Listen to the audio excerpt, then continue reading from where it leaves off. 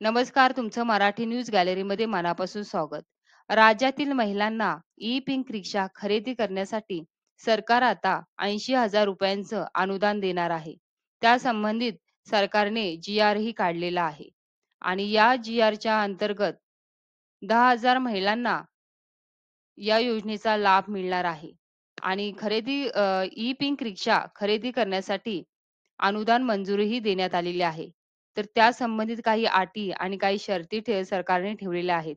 तसेच कोणकोणत्या लाभार्थी महिलेला ह्या ई पिंक रिक्षेचा लाभ भेटणार आहे, तिची काय पात्रता आहे, ह्या व्हिडिओमध्ये आपण सर्व पाहणार आहोत. आता हा आपण जी-आर पाहतोय. राज्यातील गरजू महिलांना रोजगारासाठी पिंक ई रिक्षा उपलब्ध करून देण्याबाबतचा हा जी-आर आहे. 2024-25च्या अतिरिक्त अर्थसंकल्पात पिंक ई रिक्षा 17 शहरातल्या 10,000 महिलांना रिक्षा खरेदीसाठी अर्थसहाय्य उपलब्ध करून देण्याची घोषणा केलेली आहे.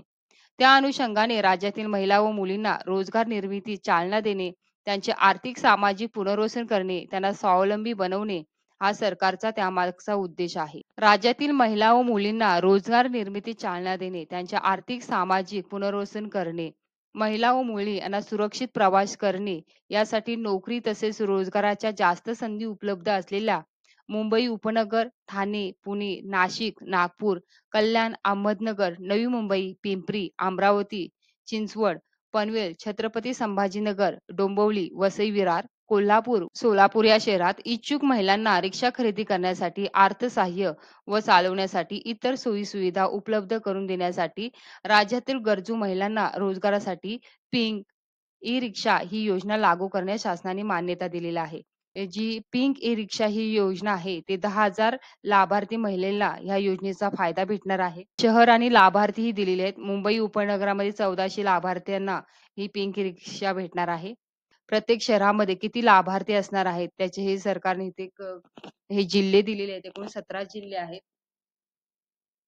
आणि ते 17 जिल्ह्यामध्ये 10,000 लाभार्थ्यांना लाभ भेटणार आहे.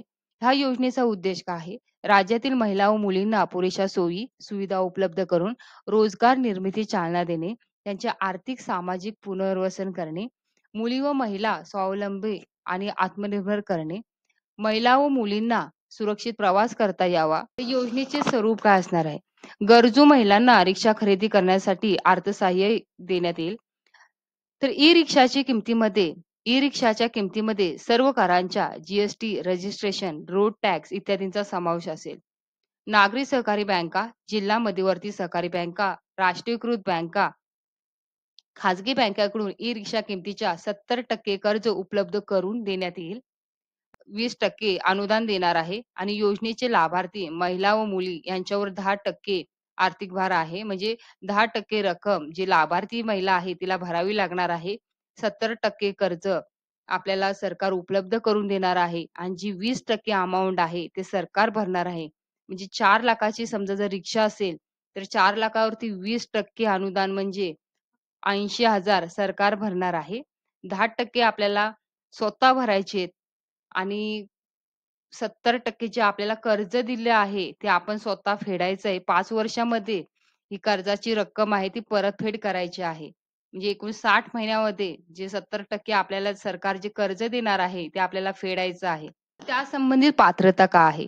लाभार्थी कुटुंब महाराष्ट्र राज्याचे रहिवासी असणे आवश्यक आहे आणि लाभार्थ्याचे वय 18 ते 35 वर्ष असणे गरजेचं आहे. त्याच्याकडे बँक खाते असणे गरजेचं आहे. लाभार्थी कुटुंबाचे वार्षिक उत्पन्न 3 लाखापेक्षा जास्त नसावे. लाभार्थ्याकडे वाहन चालक परवाना असणे आवश्यक आहे. विधवा, कायद्याने घटस्फोटित, राजगृहामध्ये इच्छुक प्रवेशित, अनाथ प्रमाणपत्र पात्र असलेल्या युवती, तसे दारिद्र्य रेषाखालील ह्या ज्या महिला आहेत त्यांना हा फायदा भेटणार आहे. तर आवश्यक असणारी कागदपत्र आपल्याला काय-काय लागणार आहेत?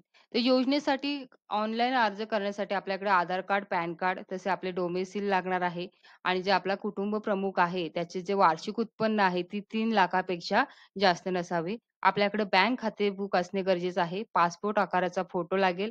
मतदान कार्ड आपल्याकडे गरजेचं आहे. आपले रेशन कार्ड आणि ड्रायव्हिंग लायसन्स आपल्याकडे गरजेचं आहे आणि सदर रिक्षा ही लाभार्थी महिला चालवणार असल्याचे हमीपत्र आपल्याला द्यायचे आहे आणि सदर योजनेच्या अटी शर्तीचे पालन करण्याबाबतचे हमीपत्र सुद्धा आपल्याला द्यायचे आहे. लाभार्थ्याची निवड. सदर योजनेअंतर्गत लाभार्थी निवडीसाठी जिल्हाधिकारी यांच्या अध्यक्षतेखाली एक समिती गठीत करण्यात येणार आहे आणि जिल्हाधिकारी हे त्याचे अध्यक्ष असणार आहेत आणि प्रत्येक शहरासाठी निश्चित करण्यात आलेल्या लाभार्थ्यांच्या संख्येपेक्षा जर पात्र असलेले लाभार्थ्यांचे अर्ज जर मोठ्या प्रमाणात जर सरकारला जर प्राप्त झाले, तर लॉटरी पद्धतीने ह्या ई पिंक रिक्षा आपल्याला वाटप करण्यात आणि आयुक्त महिला व बालविकास महाराष्ट्र राज्य पुणे हे सदर योजनेसाठी नियंत्रण अधिकारी राहतील. सदर योजनेची जाहिरात राज्यातील वर्तमानपत्रात प्रसिद्ध करून इच्छुक लाभार्थ्याकडून विविध नमुन्यात अर्ज मागवण्यात आवश्यक ती कारवाई आयुक्त व महिला बाल विकास यांची राहील. ही जी ई पिंक रिक्षाची जी प्राइस आहे ती अ, साधारण 4 लाख असणार आहे आणि मोटार कॅपॅसिटी तिची 10 एच-पी असणार आहे. मायलेज चार्जेस किमान 110 किलोमीटर असणार आहेत आणि जी सीटर आहे 3+1 म्हणजे एक ड्रायव्हर आणि 3 सीटर असणार आहेत. त्याशिवाय परिवहन विभागाने कायद्याने नमूद दिलेले स्पेसिफिकेशन असावे तसेच सदर ई रिक्षा ही नामांकित कंपनीची असली पाहिजे.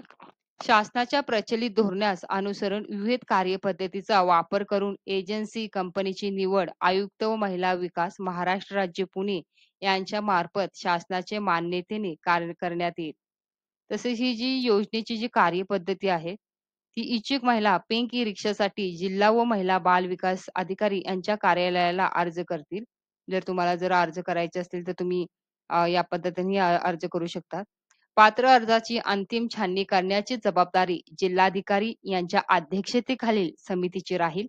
पात्र अर्जदारांना रिक्षा खरेदी करण्यासाठी शासनाने निश्चित केलेल्या कर्ज देणाऱ्या बँकांची व वाहन पुरवठा करणाऱ्या एजन्सीची माहिती देण्यात येईल. अंतिम मंजुरीनंतर अर्जदार शासनात निश्चित केलेल्या वाहन पुरवठा एजन्सीला मान्यता असणाऱ्या बँकेत रिक्षा खरेदीसाठी 70% कर्ज मिळवण्यासाठी आवश्यक कागदपत्रांची पूर्तता करून कर्ज मंजूर करून देईल. जी 70% ची कर्जाची जी रक्कम आहे ती फेडण्याची जबाबदारी अर्जदाराची राहील. बँकेने अर्जदारास रिक्षाच्या किमतीच्या 70% कर्ज मंजूर केल्यानंतर अर्जदार ज्या वाहन एजन्सीकडून रिक्षा खरेदी करणार आहे त्या एजन्सीला त्या अर्जदाराला 10% रक्कम द्यावी लागेल. अर्जदारास परमिट मिळाल्यानंतर शासनामार्फत देय असणारी 20% रक्कम संबंधित वाहन एजन्सीला जिल्हा व महिला बाल विकास अधिकारी यांच्या मार्फत देण्यात येईल. रिक्षा खरेदीची संपूर्ण किंमत संबंधित वाहन एजन्सीकडे जमा केल्यानंतर वाहन अर्जदारास उपलब्ध करून देण्यात येईल. पिंक ई रिक्षा लाभार्थी महिलेकडूनच चालवली जाते की नाही याची तपासणी वाहतूक नियंत्रक पोलीस विभाग व परिवहन विभागाची राहील आणि ही जी रिक्षा आहे पुरुष चालवत असताना जर आढळून आल्यास त्या संबंधित कारवाई केली जाणार आहे. या योजनेचे लाभार्थी महिलेने जर रिक्षा घेतली आणि ती जर चालवली नाही तर कर्जाची परतफेड करणे तिची जबाबदारी आहे आणि जर तिने जर तसं केलं नाही तर जिल्हा महिला बाल विकास अधिकारी सदरचे लाभार्थी महिलेच्या अडचणी लक्षात घेऊन तिचे समुपदेशन करतील आणि तरी पण तिने जर तिची जर समस्या ती जर कायम राहिल्यास बँकेशी चर्चा करून आवश्यक ती कारवाई केली जाईल. सदर योजनेअंतर्गत लाभार्थी महिलेला एकदाच लाभ घेता येईल. जी लाभार्थी महिला आहे ते इतर विभागामार्फत राबवण्यात येणाऱ्या ई रिक्षा योजनेचा लाभ तिने घेतलेला नसावा आणि जी लाभार्थी महिला आहे ती कर्जबाजारी नसावी. कर्ज फेडायची जबाबदारी ती लाभार्थी महिलेची राहील. इथे या अटी आणि शर्ती सरकारने दिलेल्या आहेत या जी-आर मध्ये. या सदरचा जो शासन निर्णय आहे तो 5 जुलै 2024 रोजीच्या मंत्रिमंडळाच्या बैठकीत घेण्यात आलेला आहे आणि त्यानुसार हा जो निर्णय आहे तो निर्गमित करण्यात आलेला आहे. तर अशी ही ई पिंक रिक्षा ई पिंक रिक्षाची योजना आहे ती खरंच लाभदायक आहे. कारण आपल्याला 20% अनुदान जर सरकार देत असेल 20% म्हणजे 80,000 हे आपल्याला सरकार अनुदान देणार आहे आणि तसेच आपल्याला 10% रक्कम सुरुवातीला भरायची आहे. सरकार आपल्याला कर्ज काढून देणार आहे. ती 5 वर्षामध्ये आपल्याला जे कर्ज काढून दिलेली जी रक्कम आहे ती आपल्याला फेडायची आहे. अशी योजना आहे आणि महिलांसाठी महिलांच्या सक्षमीकरणासाठी खूप अशी चांगली योजना आहे. तर ही जर माहिती आवडल्यास व्हिडिओला लाईक करा, शेअर करा आणि सबस्क्राईब करायला विसरू नका. धन्यवाद.